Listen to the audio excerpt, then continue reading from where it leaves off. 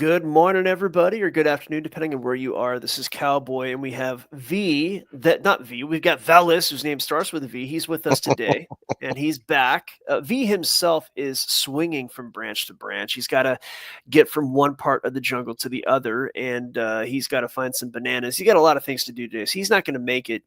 But Veles is here, and I know everybody's kind of thirsty for their Veles download, and I am not excluded from that statement.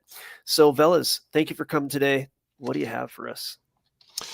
Good morning, my friend, and thank you as always for helping with getting us on the air. We, as I often tell all of you in the audience, and I'm sure many of you will be listening. Of course, I'm aging myself by saying now in simulcast. For those of you who remember those days on FM radio, we continue to weekly take the jumper cables and put this thing on the air. And that's how you know it's real, folks. It reminds me of those products you buy that say some imperfections may exist because this was made by hand. Welcome to Rogue News. So as I know, a number of you are popping in. We had a little bit of a technical issue this morning, and Mr. Gorilla is out there doing his thing. So we wanted to get this on the air. I was not able to do it last week, so we're going to do it today. So with that, as I posted on Discord, got some appetizer data points, Israel and Lebanon, and possible coming military moves in the region. You've been here before when big things occur in government, whether it's $100 billion in Ukraine or Elon Musk's Doge group. And no one is asking the question, what's going on? Fact from fiction, why does a 1985 fictional spy book have relevancy to Boris Yeltsin and Elon Musk's group? Life recommendation for your cell phone. Are we headed for a Butlerian jihad for you fans of Dune? Under the Silver Lake is more real than you know, and Superbowl rituals. Also, I know there's some new listeners this week. Some of you may be listening live. Some of you may be listening later. I certainly want to give a shout out to all of you and welcome you to Rogue. So some appetizers to get us going. Evidently, President Trump has his own mugshot in a framed picture outside his office. It's fairly widespread at this point on various media channels that have shown that. I've seen the picture from multiple sources, so I have to assume it's real. They may take it down later, but talk about trolling your critics. For you C-SPAN watchers or insomniacs, there was a comment made by J.D. Vance during his speech to European leaders at the Munich Security Conference that was notable. Various media organizations, depending on which left or right wing they are, interpreted it as insulting Europe or Trump's envoy kicks Europe's arse. Both are wrong, of course. During his speech, Vance encouraged European leaders to listen to their own historical culture, and I quote, "Voters are smart, contrary to what you might hear a few mountains over in Davos. Voters are not educated animals," unquote. I had to listen to that statement several times to be certain I heard what he said. He called out Davos in the clear, folks. There's talk of Doge auditing Fort Knox. Car accidents, we will go. Car accidents, we will go. Hi-ho, the Mario. Car accidents, we will go. Some secrets are secrets for a reason. Disclosures from Doge. We will see where that goes and how much comes out. Recall during the prior 2 weeks, we had a lot of disclosures through 2 years. We had a lot of disclosures through congressional hearings. Then absolutely nothing occurred. So the takeaway is, after the disclosures, are criminal charges brought or similar, or to go with a Veles favorite, there are some terminal accidents involving the parties who have been found behind the fraud. If nothing happens, then obviously that's a problem. With all this talk of Greenland being annexed or made a protectorate of the United States or similar, there's an obvious one no one is talking about. The most critical piece of real estate for the shipping lanes of the United States. Yes, folks, I'm talking about Cuba. Perhaps that one's being worked on behind the scenes. I knew the folks involved in President Obama's negotiations with the island, and that was all very hush-hush until it was made public. We will see. The Mexican government's Senate has authorized U.S. Special Forces to enter the country to train Mexico's military. We shared this story a few weeks ago that the U.S. would be training Mexican military personnel to improve their ability to go after the cartels. There are several things wrong with this. First, we did this before in Mexico, and the trained Mexican military personnel became just another drug cartel you know as the Zetas. Second, the cartels know who every single military member to be trained is going to be and where their families are. The cartels will kill their families without hesitating. Therefore, I don't know how effective these organizations will be. Third, so the only way to really address the cartels is U.S. forces simply operating in Mexico. There are many books who back up that reality in years past. The question is, can the U.S. federal agencies who have folks who benefit from narcotics trafficking be convinced to let other federal agencies shut down the cartels? We will see. But, of course, I find it amusing that the Mexican government had to allow our military on their soil. I am amused by the idea of perhaps Sweden doing the same thing inside the United States. When it comes to media attention around ICE, Immigration Customs Enforcement, part of DHS, roundups, let's keep some things in mind. Depending on your information source, there are roughly 30 million foreign nationals on U.S. soil without a legal reason to be here. Media sources say ICE roundups have sent about 12,000 folks back to their countries of origin since January. No one seems to have the data on self-deportation. That's 12,000 people out of 30 million. The New York Post says in 2024, the U.S. officially, keyword, officially deported 271,000 people. That article noted that figure was one of the lowest on a per annual basis. At the current rate of 12,000 a month, that means for 2025, the figure of total individuals removed out of the United States will be 144,000, who's less than we achieved in 2024. Now, old Veles is not suggesting anyone go full Gestapo out here, not in the slightest. And even if you think you want that approach, trust me, you don't. The real question is what the final figure of foreign nationals will be who have returned to their home countries around December this year. Secondly, what changes are made to the immigration system, including something that's been sitting on the shelf since 2006, 2007, which is a guest worker program being developed or similar efforts. Jamie Dimon of J.P. Morgan has gone off recently during town hall meetings about the level of pushback he's receiving about returning to the office. The mere fact that a major senior executive is even having to have those conversations, whether you agree with them or not, is a bit absurd. Equally, his personnel told him there's no point because managers who are in the building will just attend meetings anyway via Zoom. His response to people attending Zoom meetings, I cannot say in polite company. The net of what he said is, I saw this in many industries when things reach this point. If you're a middle or upper management manager in the financial world right now and people are not seeing or feeling you every day, you have a target on your back, pure and simple. Because once Jamie Dimon starts cleaning house at JP Morgan Chase, it's going to get repeated at other financial firms. That is, as soon as Bank of America completes their ongoing DEI training. European bonds are plummeting on the prospect of Europe spending huge amounts of money to build up their own defense resources. The net of that is the United States is backing away from defending Europe, and Europe is responding by heavy discussions on defense planning. Of course, there's an irony. Take Russia out of the equation as the Cold War is long over. So it begs the question, who wants to militarily attack or invade Europe? The straight answer is no one. However, if that was said publicly, it would admit the lie of the past 30 years. So spend they will. What else is key in this? Since the end of World War II, Europe has allowed the United States to defend them while they reduced their defense spending. That's one of the ways they could operate socialist economies because they weren't spending on defense. Now they will be.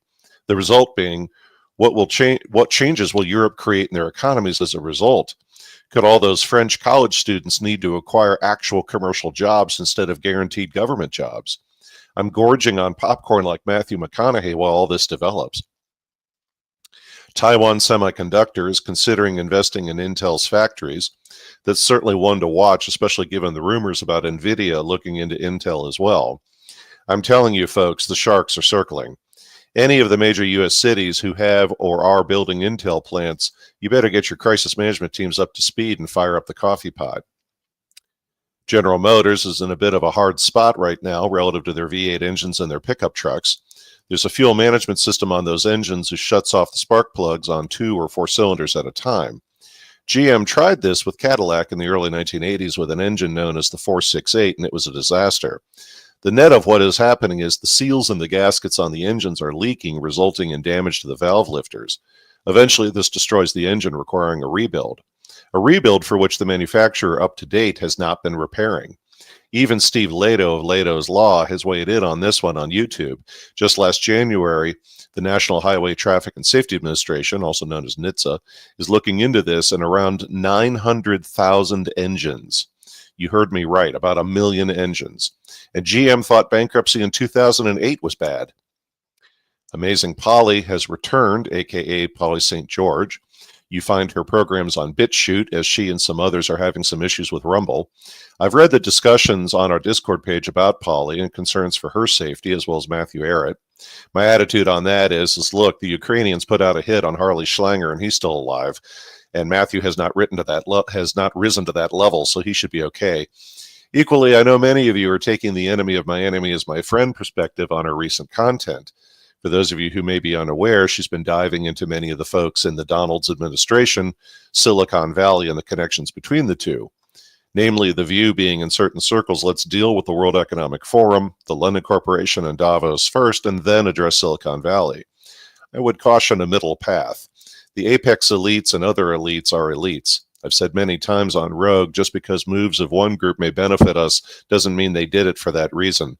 They did it for their own benefit. We have to monitor all parties, and I would certainly agree her concerns are more than valid. We have some very serious eugenicists and transhumanists in those ranks, and they're tied to key elements in the intelligence community. So the outcome is we have to monitor all of them. Again, you can find her on the streaming service BitChute.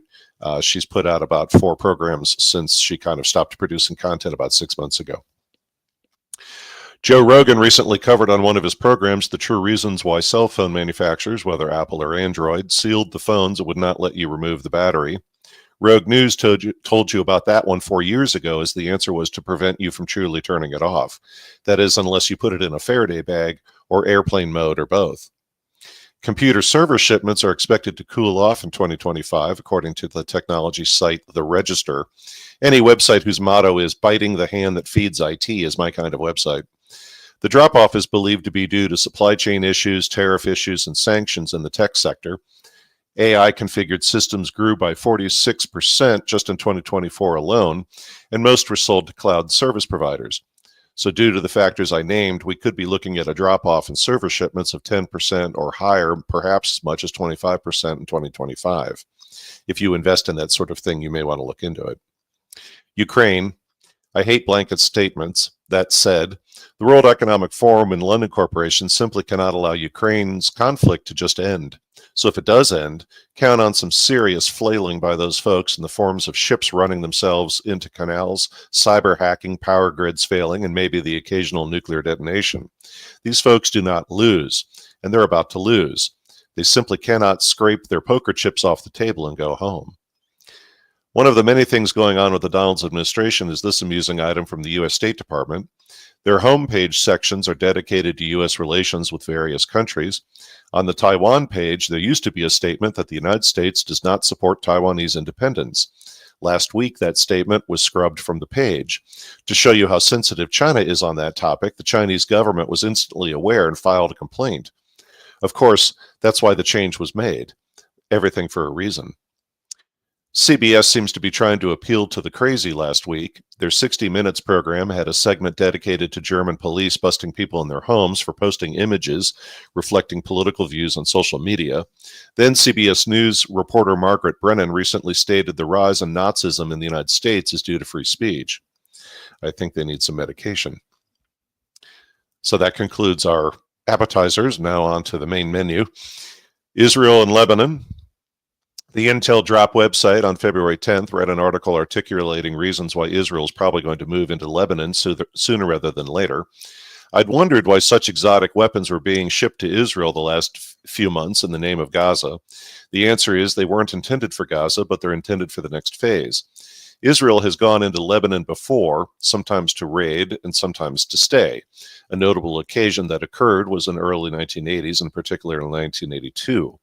That was a biggie, and it was right out of something from the ancient world. You had Sunni versus Shiite, Druze militia in the hills. No one had any idea whose side they were on, nor did they know whose side they were on. Various Christian militias and the Syrians and their hodgepodge of ethnic groups. At times, you had self-identified Christian groups fighting each other, and at the same with groups affiliated with the Muslim world. Truly, you didn't know a player without a program. That was due to so many groups being paid by so many different parties. So what's the story this time? It will be a justification to go after Hezbollah, who will be a much tougher customer than Hamas and Gaza. The big question is, how long will that conflict go on, and will we see more than naval sinkings via Yemen or other players, and what will Iran do? And the biggie, does Israel stay and just claim southern Lebanon once and for all as part of greater Israel? Stay tuned. Private radio frequencies. On Tuesday, February 11th, I posted on the Discord Veles page a graphic who indicates which private radio frequencies under FCC rules will allow you to encrypt your communications. Not sure how many of you that's a thing, but it is out there, and you never know when that might come in handy. My thanks, as always, to Patrick Ryan for that one. Sports betting and the JFK assassination correlation. Bear with me. Some of you might be raising an eyebrow at this topic title, so let me explain. On my last program, I discussed with you two authors or commentators who since the early 1980s have been discussing the degree to which professional sports is fixed. In fact, one of them appeared a couple of times on none other than Johnny Carson. I mean, it's so out in the open, you can watch several videos on YouTube of all places. As I said on that program, if money or gambling is involved in something, it's probably going to be fixed. To quote the famous P.J. O'Rourke, if buying and selling are legislated, the first thing to be bought and sold are legislators. There have been some things going on even sports fans may not be aware. Case in point, if you own a professional football team, you're also allowed to own your own sports betting company. There are members of Congress trading stocks right now with inside information who would even pause at that one and say, you know, that's kind of a conflict of interest. Now, as a guy from the Midwest, didn't we roast Pete Rose over something like this? I digress. Anyway, sports team owners can also own sports betting companies. Who owns the Kansas City Chiefs? The same team that odds makers favored winning the Super Bowl. Well, that would be the Hunt family. Why does that matter? Well, you see, there's been rumors for some time of all the various parties involved in planning, supporting, or benefiting from the death of JFK was also the Hunt family. So the rumor is in the 1960s that family's leaders were involved in his death, or at least one of the parties involved. What records are supposedly going to be released soon? The entire withheld records of the JFK assassination by the Assassination Review Board. What assassination just last week was realized to have additional records no one knew anything about until now? JFK. What assassination topic on Tuesday, February 11th had a senior Trump official and task force leader, Anal Paulina, state there were two shooters, not one, during the assassination? JFK. Which team won the Super Bowl? The Philadelphia Eagles. Which team was owned by people supposedly connected to the JFK assassination? Kansas City, and they lost. Is someone, I don't know, sending a message? Because obviously there's a lot going on with what I just said. Not to worry, a little later we're going to dig more deeply into various symbolisms who occurred during the halftime show. And remember, as always, it's their rituals and not ours. And as we often say on Rogue, you don't know the players without a program, to quote Miami Vice, and Rogue News is the program. You've been here before. About 2 years ago, we witnessed the U.S. Congress with practically no debate vote on $100 billion. Yes, that was the figure for Ukraine. Even Cat Williams, the comedian, likes to say, if we can drop $100 billion, then why is some form of reparations so much of an issue? Then Congress voted on additional tranches of funding for Ukraine, Israel, and a host of other things who angered a lot of people. Following those bills being passed, other than the money going out the door, what occurred? Did anyone organize recall efforts for the officials who voted for it? No. Did any state attorneys generals or governors raise any concerns? No. I mean, other than voting on the name of an airport, Congress rarely passes a major piece of legislation without a lot of media coverage. So now an unelected individual operating under executive branch authority is roaming around federal agencies looking for graft and corruption. His folks are logging their PCs into entire federal agency networks and downloading stuff. Now, no, regardless of what you hear in the media, unless they're in a secret compartmentalized facility, they are not downloading classified content. The now Secretary of the Department of Defense wants them to take a look around the Department of Defense, too. You'll recall the rather odd September 10th statement when Dick Cheney said, geez, we have trillions in missing money in the Department of Defense, and the next day 9/11 occurred. The DoD, in fact, recently paid somewhere around $1 billion for an audit to help them finally balance their books, or at least understand what the roadmap would look like. Books who have not balanced in decades, and even then it was with a wink and a nod. That audit still couldn't figure out why the DoD's books are so far off. So where am I going with this? Congress, with practically no press coverage, legislated $100 billion to a foreign country. No foreign policy wonks like Rand Paul demanded hearings about U.S. entanglements in foreign wars. No protector of the common person on the political left demanded hearings why that money was not spent on vast inner-city problems across America. Now the Doge Group is running around Washington, D.C. like a bad rendition of Monty Python's skit, The Spanish Inquisition. Do I think Ukraine needed $100 billion? Well, heck no, and we've discussed that money was most probably used to bulk up the EU central bank who was collapsing. Beyond various payoffs, of course, and the EU receiving their money, do I think Elon should be running around D.C. looking for graft and corruption? Well, that's tricky. There's a lot of things that would help turn around the mess that is our government. Yes, the executive branch can do certain things, and the legality of Doge is up to the courts. Yes, for all the intentional political theater around the executive branch authority, yes, the president can create such a group. That doesn't mean anyone needs to listen to them if they're in another branch of government. Yet they are, and that should give us pause. What I want to point out is the following. It's the same theme that V, Algo, and I raised on our program about when we covered the DeepSeek release. There are a whole bunch of people and organizations who should have lost their minds over $100 billion for Ukraine, and they didn't make a sound. Equally, there's a whole bunch of people, other than the occasional ready-made press statement, who should be coming unglued about Elon and Doge. But that's not happening. Given Ronald Reagan or Bill Clinton's agendas, don't you think either of them would have liked to have written a check for $100 billion or let a guy like Elon loose? For these events to occur takes a level of authority and power on par with the angel Gabriel. I've been in private bars and clubs in Silicon Valley listening to the Lords of Order and Technology to discuss putting a chip in your head for your own good. Never mind what I heard on that topic in Washington, D.C. I know by name certain families who control whole swaths of several states in this country. All those stakeholders would have an opinion on $100 billion going out the door. Yet, nothing. And at the same time, this is also true of the topic of Elon, who's on the opposite political spectrum. Doesn't that strike you as strange? That's the takeaway, my friends. You're witnessing the infliction, key word, the infliction of power on a level out of the Old Testament. To paraphrase Gus Demos, we've lived long enough to witness real, honest-to-God, Old Testament kind of power, and the very fact it exists should be terrifying. Oh, sure, down the road, I'm sure we'll have some hearings and great wailings about Elon and Doge, God knows what else. However, for it to go on this long with such massive disclosures coming out, it is a time to pause on par with living through Revelation and the Bible.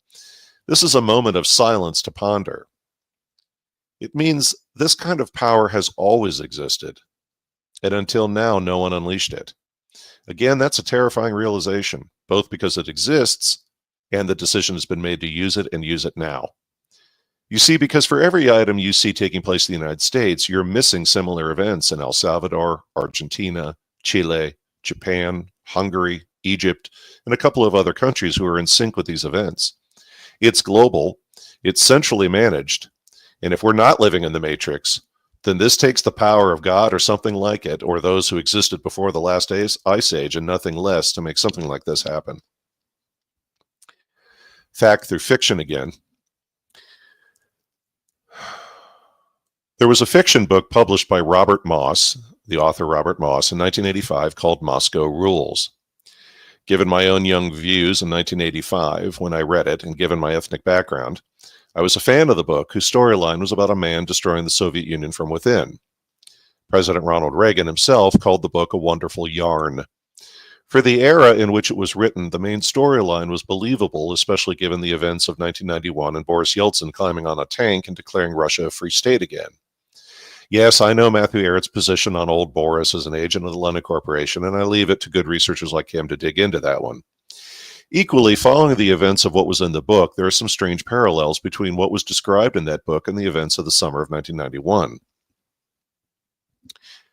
Nothing like sitting in my fraternity house that summer while working on campus and watching a profusely sweating Tom Brokaw of NBC News looking into the camera and stating, quote, "There's been a coup in the Soviet Union and no one knows who's in control of that country's nuclear missiles," unquote.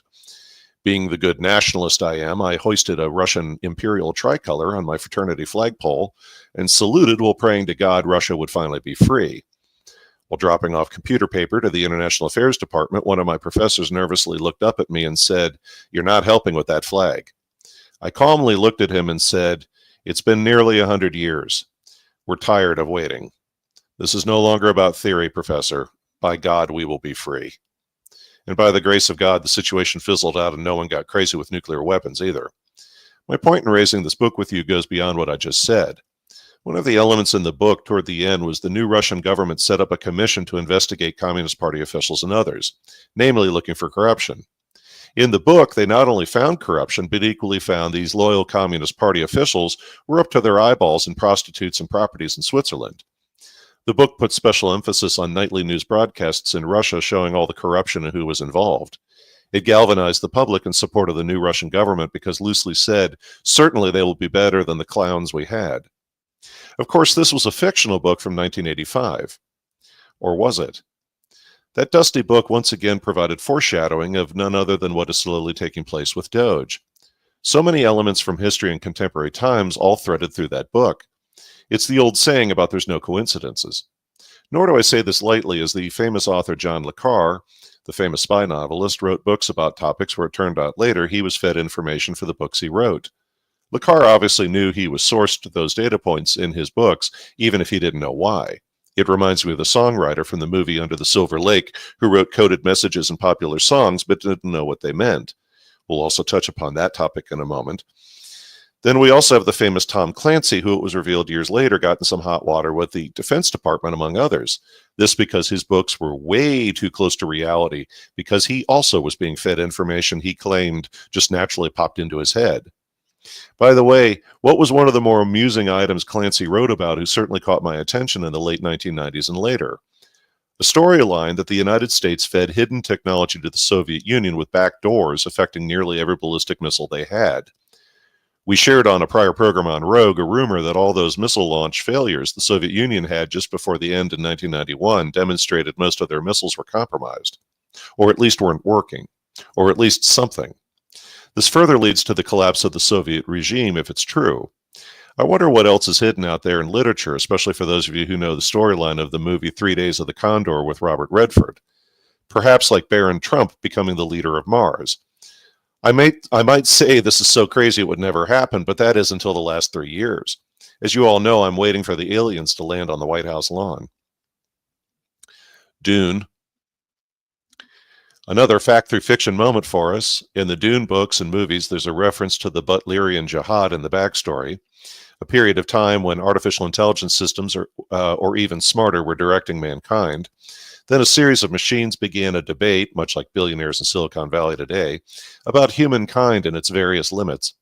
Once tested, those limits ushered in a holy war against thinking machines who cost humanity billions, but eventually resulted in their freedom from the machines at least. Of course, that wasn't freedom from other human beings.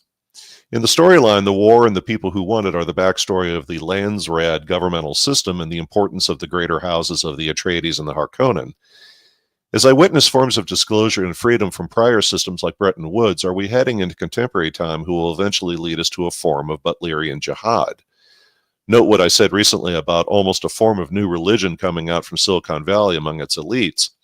Transhumanism on steroids along with eugenics being back in fashion, yet they don't call it by its true names except occasionally.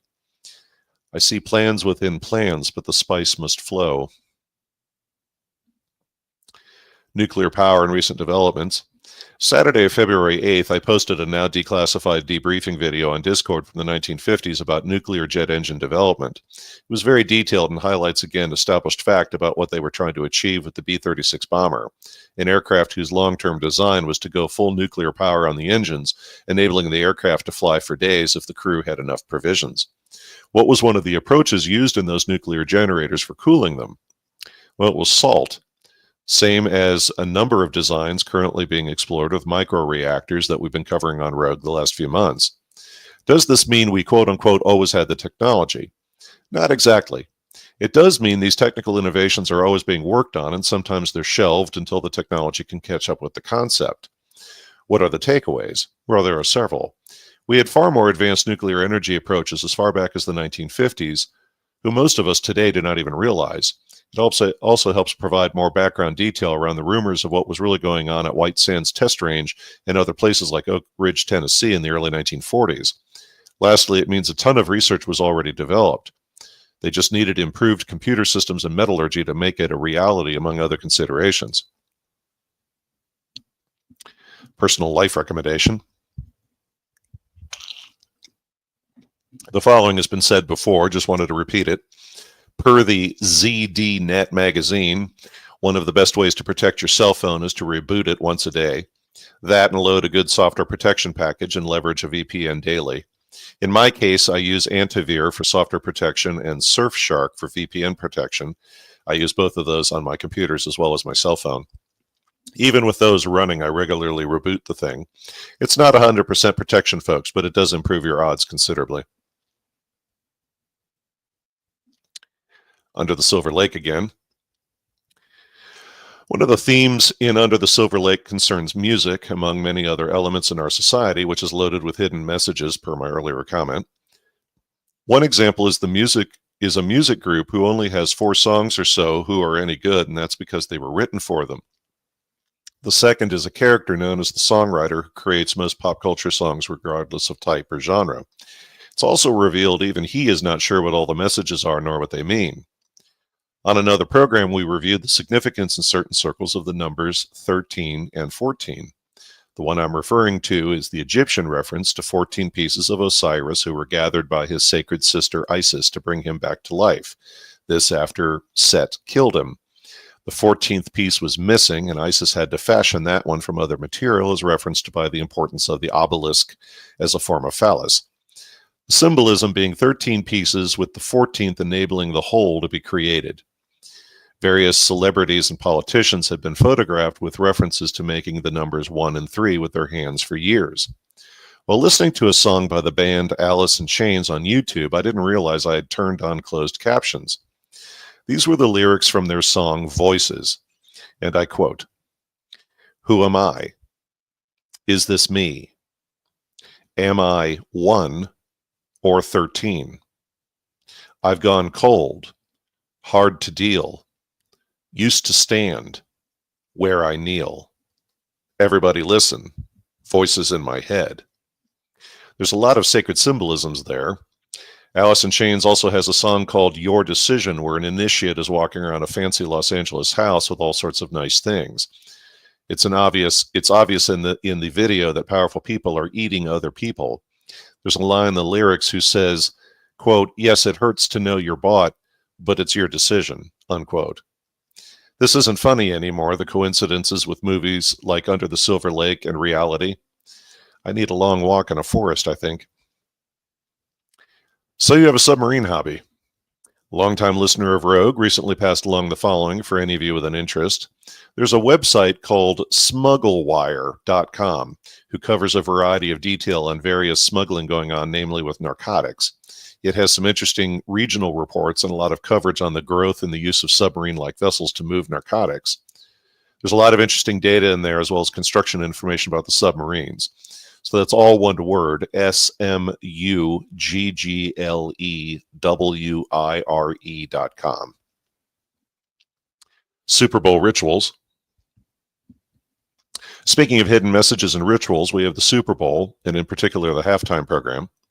This input is thanks to the Donut Factory's program yet again. This also dovetails with his previous input about the solar eclipse this spring, the blood moon around that time, and the spring equinox. And again, remember, it doesn't matter whether we believe in these things. The world's elites and apex elites believe in it, or at least the practices of it. The Super Bowl halftime show was widely criticized as simply being boring, yet remember, it's not for you. The halftime show is what is known as a superb owl ritual and draws elements from the Masonic belief system. Now, a disclaimer by me, this is not to lay blame on anyone or anything who are involved with the Masons. Their belief systems and practices are far, far older than that specific organization. What follows is a flurry of data points and symbolisms. The musical artist Dr. Dre created Kendrick Lamar, and in one of the Pepsi advertisements, it displays Dr. Dre in the upper corner of the frame, upper right-hand corner of the frame, and his right hand in the center of the image. In the center of his hand is a glowing grid of Los Angeles, which is the magical square. After personally viewing Los Angeles fire response data when I was out there, the infrared images of destroyed neighborhoods looked exactly like what's on his hand. There's another ritual image in those advertisements who shows the city of Los Angeles as chess pieces being played. According to Donut, much of this imagery is actually a fertility ritual with a lot of Ishtar or Inanna references from the ancient world. Kendrick Lamar in the advertisements was wearing all purple, who's both a reference to royalty as well as frequencies of light.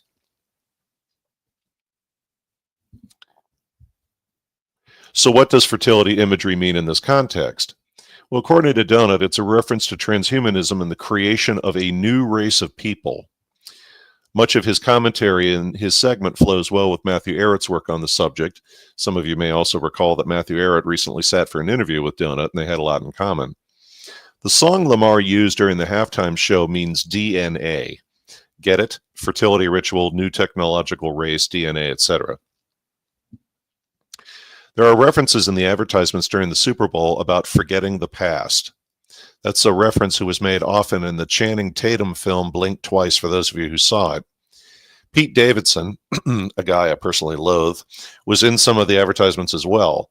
He was wearing a Knights Templar Iron Cross in those advertisements and has been photographed wearing it on other occasions. Super Bowl announcers, when they were sitting at the big table, if you zoom back, there are 3 steps leading up to the platform, who some believe is a reference to the initial 3 degrees in Masonry before an initiate chooses English or Scottish Rite lodges. Then 2 pillars on either side, and the Masonic checkerboard on the floor. By the way, Kanye West removed himself from X, aka Twitter, when he achieved 33 million followers. There's the number 33 again. The Super Bowl logo for this year's game had 3 number 6s integrated into it. Some of you may want to say that's satanic. In this ritual, it's a reference to the word egg. How do birds reproduce? Via eggs. What team had a bird symbol? Philadelphia Eagles. Who won the game? The Philadelphia Eagles. Who lost, per what I said earlier? The Kansas City Chiefs, a team owned by a family supposedly connected to the JFK assassination, a major historical event who will, according to the media, soon have major disclosures. One of the advertisements for Apple had 6 months of music for $2.99 during a special offer. 1 digit of 6 is the 6 months, and the other 2 are the 99 cents who are upside down. Then we have the funny ad with the music artist Seal, who was superimposed on a seal sitting on a rock for a Mountain Dew ad. Did any of you catch the exploding volcano in the background? Beyond the reference to the explosion of energy when an egg is fertilized, what topic has been all over the news lately? I recently covered the fact there may be a new underwater volcano about to blow off the coast of Oregon. For any of you tsunami simulation fans, have you ever seen the simulations of what even a moderate tsunami would do to Oregon and Washington State or even Northern California? I have, and it's not pretty. If you drive to the coast of Oregon, you'll see well-maintained signage about what to do if there's a tsunami. So it's not like folks aren't aware. But wait, there's more. MSNBC on their little news feed around Friday the 14th or Saturday the 15th ran a story saying the United States had 3 volcanoes that may become active this year. The Daily Mail out of the UK ran a similar story. One of those is the Great Sitkin, another Mount Spur, both in Alaska, then an old favorite, Hawaii's Mount Kilauea. Those 3 are all part of the West Coast tectonic plate. Is that perhaps the correlation between the sun and the Earth's magnetic north doing their thing lately? Maybe. What's the name of the Mountain Dew flavors advertised during the game? The Baja Blast brand within Mountain Dew. Like Baja California? There's also the Caribbean splash as well, and we also have some Earth activity in that region too. The Reese's commercial also had exploding volcanoes in their ad. If you'll remember, that advertisement had their new lava chocolate as a new feature in the Reese's cup. What other little thing has been occurring on the West Coast outside of the California fires? what is known in some circles as doomsday fish. These are fish from very deep in the ocean being forced to shallower water, which often kills them, the result of which is their bodies wind up on California and Oregon's beaches. Now, what on earth could cause deep-sea fish to want to swim to shallower depths, I wonder? Donut also pointed out the license plate in the Taco Bell ad was ABM54. Using gematria, that spells Taco Bell. However, I picked up one he may have missed. I thought something obvious like anti-ballistic missile or something with the license plate. If you run a search on the phrase anti-ballistic missile 54 on Wikipedia, it will pull up automatically a profile on the AIM-54 missile. That was an incredibly advanced missile that was only carried on our Navy F-14s. What was the code name for the missile? Well, it was known as the Phoenix. Is there a relationship? Who knows? The halftime show itself consisted of the following: a 9-square platform for the performance at one point. We have a lot of sexual imagery for the symbolism of new life. The women dancers had exposed stomachs, focusing on childbirth. There are circles, triangles, and X's in the pattern of the 9 squares. I'll also point out for you fans of The Ninth Gate, the movie with, oh dear God, escapes me at the moment, Johnny Depp. The pictures that are used at the end of the film to open the Ninth Gate are 9 pictures laid out exactly as the squares were during the Super Bowl game. Some believe the X in the lower left is a reference to Masonic crosses. The circle represents the fertilization of the egg. I also caught one Donut may have missed as well, who was the upside-down blue triangle, as that is the human alchemy symbol for water. Not to be unkind to Donut either, as there's so much in these rituals it's hard to catch them all. Even Donut noted a bunch of his own listeners pointed out some things he missed during his initial review. I know some of you might say, well, geez, this is all coincidental. I used to think the same thing. However, the preponderance of it is so overwhelming you cannot deny it's part of the fabric of society. Yes, I saw the NFL recently stated having Kendrick Lamar perform the halftime show was a mistake. That's a complete lie. Kendrick Lamar or someone like him was going to present the same set of images no matter what. Memory. Some of you may have used the website called the Wayback Machine, also known as web.archive.org. Some of you may recall a month or so ago the website was brought down by hackers. There's a couple of websites like the Wayback Machine out there, though the others are less known and usually on some kind of university web server. My point, though, is that these websites take snapshots of the internet at various points of time over decades. Want to see what AOL looked like in 1995? Go check out the Wayback Machine. More importantly, though, when certain powerful interests need to scrub data from existence, now it's not so nostalgic or funny. We often say it on Rogue, as do many others, about saving your data on external backup drives. Tragically, we may all find one day our backup drives are more valuable than the Library of Alexandria in the ancient world. More and more, our friends in Silicon Valley, much less the apex elites, needed to scrub history. Remember what I said about the Super Bowl theme of forget the past. No memory of the slow march of eugenics over decades.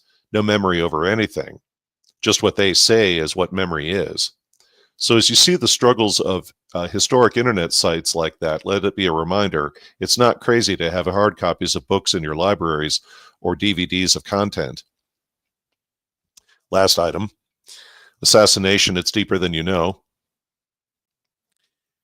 A recent CIA assassination manual just became public. Yet another reason, my friends, why I need to win a major lottery and live in a cabin in the woods like Ted Kaczynski, because it's the only way to keep up with all of these disclosures. One of the factors in that manual beyond the how is the media and disinformation campaign who should accompany an assassination. Equally, the manual contains a lot of detail in creating the image all these deaths are accidents. Mike Benz, who spoke about this on Revolver News, pointed out the death of Seth Rich, yes, that's Seth Rich, matches perfectly the guidance in the document.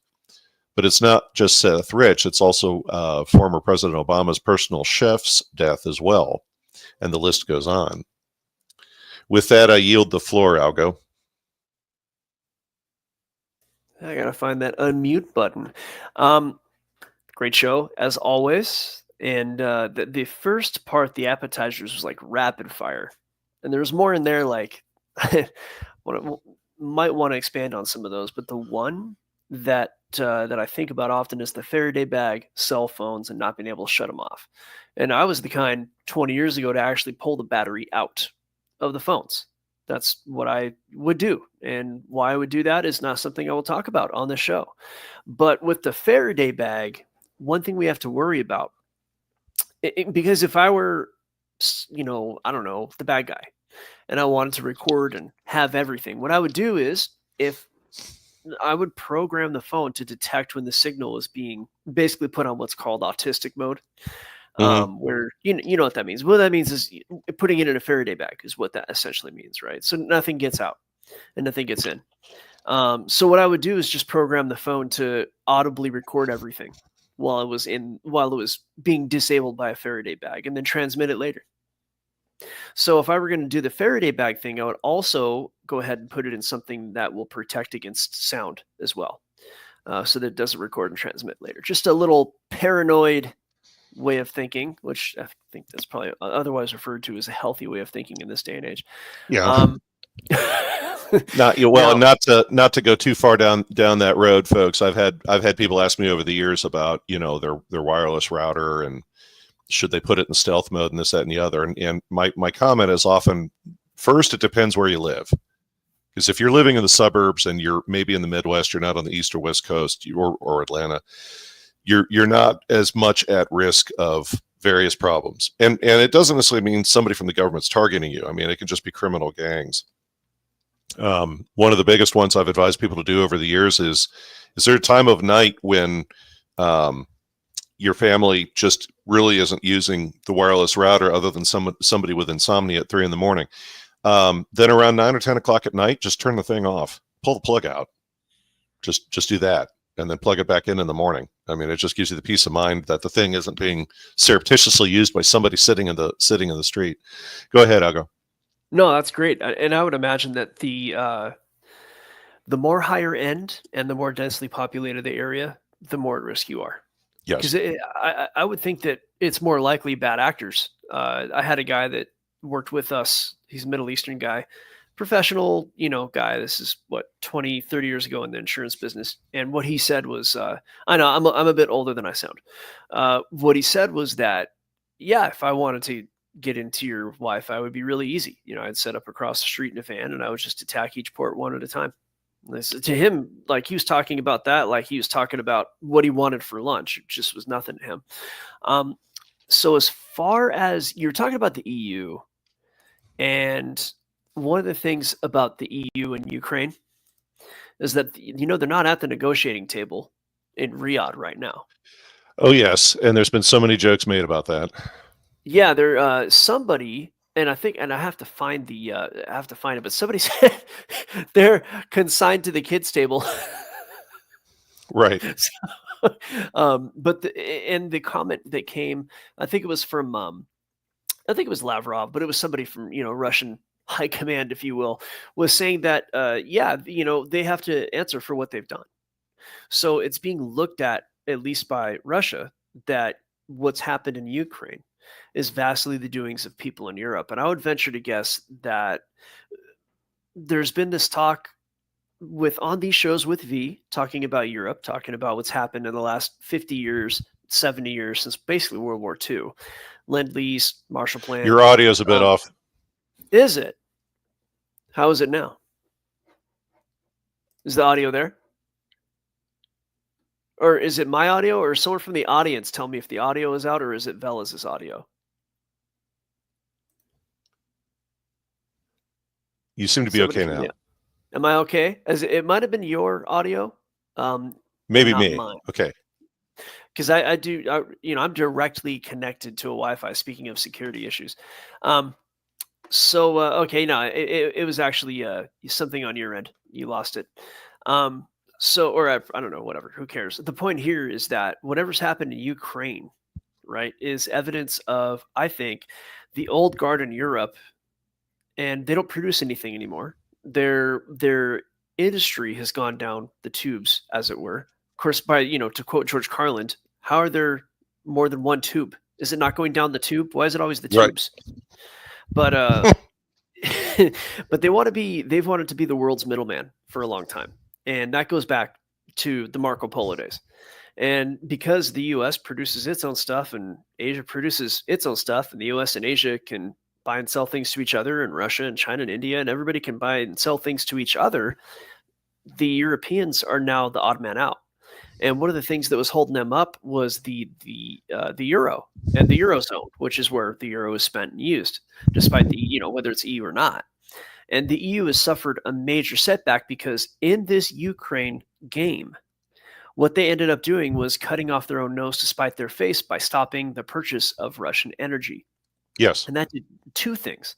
First thing it did was it killed their industry because energy is the primary input to industry, right? So it's extremely expensive for them to build things using natural gas, like from the US, that costs 4 times as much, or other sources. Is not the only answer they have. The other thing it did was it killed 13% of the reason that the euro is even used, because it was essentially the petro euro when 13% of their currency was used to purchase Russian gas. It was holding up the demand for euros. This is why you're about to see parity, quite possibly, with the euro versus the dollar. So the Europeans, they don't have industry left. Their currency's collapsing, and they're going on this crazy green stuff, and it just seems like they're going down the drain. And this business in Ukraine may have been a way for them, as you said earlier, to try to prop up their banks. And apparently, I guess you were suggesting that part of the money that went there to fight was then cannibalized to kind of prop up some banks. Did I hear you make that suggestion, Veles? Yes. Okay. Yes. That and other than the normal, I hate to say it, but it reminds me of the joke in certain banking circles about IMF or World Bank loans that, like, behind closed doors, everybody knows 5-8% of that money is going to go towards payoffs, maybe more, of people. I have personal knowledge of a guy from Uzbekistan that his country was about to receive a large loan, and he gave a talk in New York. He was a student I knew in grad school, and he gave a talk in New York about how Uzbekistan didn't need $8 billion. It was actually $6 billion if the money was more carefully used. And his father called him and said, "You can't come home." It's like, what? He goes, there's death squads in our village looking for you. You can't come home. And he's like, are you crazy? He's like, don't you think the regime is going to just take some of that money? This you're looking at it as a purely academic exercise. But yeah, I mean, without going down a rabbit hole, I mean, how much data has now come out, even in more traditional media sources, about weapons that were given to Ukraine that are popping up in arms markets around the world. We've got people with huge briefcases of money being caught coming across the border into Europe for their little, spider holes and everything. The money was entirely stolen and refiltered back into Europe's banks to try and prop them up. Now, on a certain level, and it's hard to stay objective when you're dealing with things this horrendous, but on a certain level, Europe got totally played. Now, whether it was the London Corporation or Davos who did it, I mean, it's like one of those science fiction story analogies where somebody destroys the world, but they're holding on to all the resources so that when the smoke clears, the only people you can go to are them. And, Europe gave up nuclear power en masse. French industry, no harm, no foul, but it's simply the truth. French industry can't operate without stealing intellectual capital from the United States and other countries.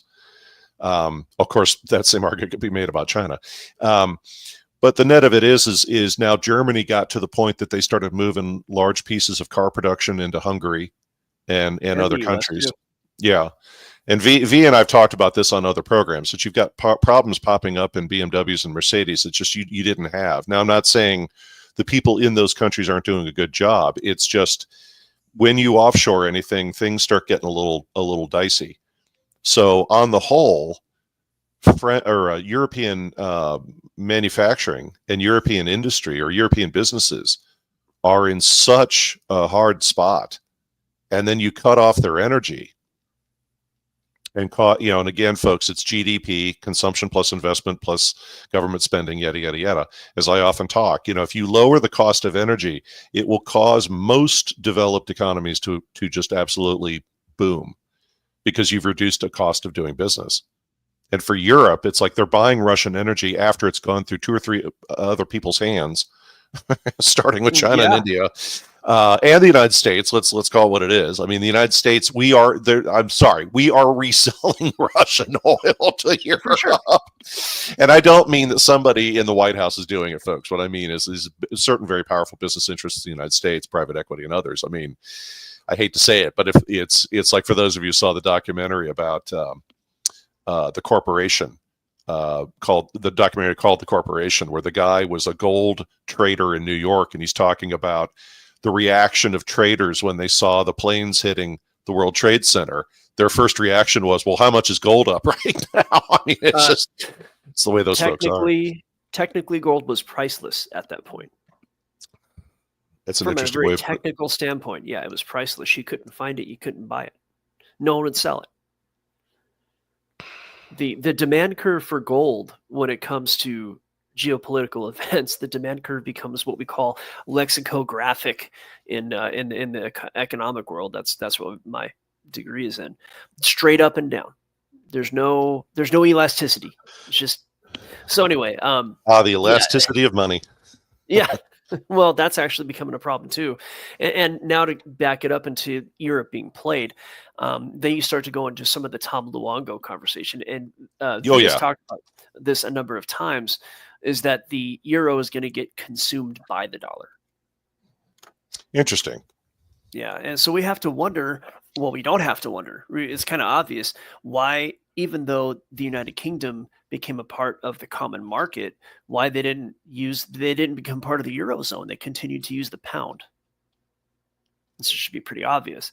As far as Europe being played, I kind of, in my mind, thought maybe, Davos ended up getting played as part of that, as opposed to being the player. I would like to think that, but I don't know. You're talking about the giants, we're just the but it's the Swiss. I'm always of the opinion that if calamity strikes Europe, the Swiss will still be standing there saying, our banks are stable. Perhaps you'd like to move what remaining assets you have left into our financial system. Oh, they probably got a few phone calls from DC in the last week, didn't they? I'm sure everybody's phones have been ringing, but just based on I wouldn't use the word chaos, but on the unknown and the rattling of the overall takeaway, folks, of many things we've seen going on, and we've said it here on Rogue a couple times, is the Donald and the people backing him came out of the gates storming so fast that even middle-of-the-road media sources have said that even though various folks out there are warming up the lawyers and the lobbyists and so on to try and slow them down or to stop them, they're hitting so many, it's like a battlefield. Well, it really is. They're hitting so many targets and so many things all at once. Now, obviously, because of some of the work I do for universities, you better believe they're in low Earth orbit right now over grant money and everything else. They're losing their damn minds. Now, on the one hand, I get it. But as I've told some people behind closed doors who are kind of rolling their eyes at me, it's like, and I know you're all going to be upset because I'm from the Midwest and I'm going to say something very Midwestern, but it's like, I'm not going to go with the easy one. Well, if you all were working in the commercial sector, you wouldn't have this problem necessarily. But yeah, you've got career academics who got their bachelor's, their master's, their PhDs from one or two major universities. They're doing a lot of work. We'll take it at face value that it's important work. But in the final analysis, this has really shaken up a lot of people, even if they support massive amounts of research in this country, folks. I am telling you, this is like my analogy about the town in Tennessee that no one knew was under the lake until the droughts in the 1980s. And I said, when the water levels finally receded enough, people could go walk the streets and see the foundations of the homes and stuff they used to live in. Was the town there? Yes. But did people know it was? Well, unless it was somebody, a really older person living nearby, nobody knew that town was still sitting there. It was hidden by the water. And it's the same thing here. By shutting off the money, I mean, that's as old as the private sector, folks. And even in information technology, I hate to say it, but that's an old thing where it's like, what does the server do? I don't know. Turn it off. Let's where's NA Knight when I need him? Let's watch the trouble tickets come in. That'll show us immediately who's got this box. Well, folks, it's the same thing right now as universities across America are coming unhinged over their grant. Now, will the grants be reactivated? Oh, geez, in 90% of the cases, probably. But it's forced a whole lot of people to show up with lawyers and say, Your Honor, stop them.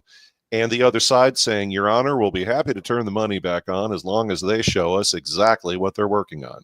Well, you gave them the grant money. No, that's not the point. And you're seeing this now in the news where certain grant issuances don't have anything written in the notes field. They don't have anything. It's just here's $100 million. So, and again, I'm not trying to find common ground with Elon Musk, but he does have a point when he says we got a lot of people getting money, and I have no idea. Like one of the things Elon did is he said whatever the field was, like it's like your tax return, field 12 must be filled out or we're not letting the money go out. And that alone is causing a lot of people to lose their heads. But on that note, I got to bail. Thank you again, Algo, as always, for being my wingman. And folks, we will continue to work on the technology. And, for those who were on Rumble, I may post a comment on the last show we did, kind of directing folks to YouTube, because that'll be the only place where my show is this week. All right. Well, thanks a lot for coming on, Veles, and we'll catch you all next time.